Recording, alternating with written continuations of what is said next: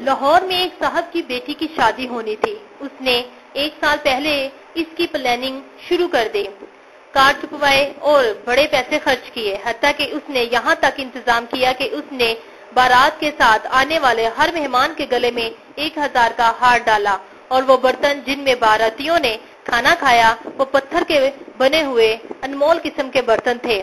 وہ برتن اس نے خود بنوائے تھے۔ ان برتنوں پر اس نے اس شادی کی یادگار میں بھی لکھوائی تھی۔ ہر باراتی کو اجازت تھی کہ وہ اپنے استعمال میں آنے والے برتن یادگار کے طور پر لے جا سکتا ہے۔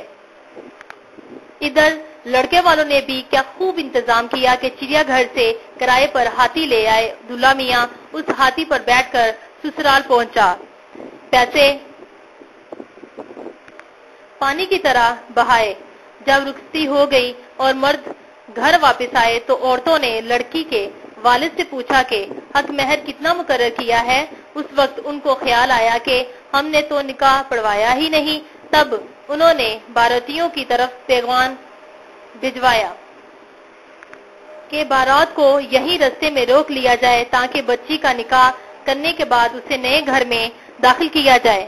اندازہ کیجئے کہ اتنے پیسے خرچ کیے اور اتنے عرصے سے پلاننگ کی، ہر چیز کا تو خیال رکھا لیکن اللہ کے حکم کا خیال نہ رکھا۔ یہ دین سے دوری کا نتیجہ ہے۔ اس کے برعکس جو لوگ دیانتداری کی بنیاد پر اپنے نئے گھر کی بنیاد رکھتے ہیں وہ دنیا ہی میں جنت کے مزے لیتے ہیں۔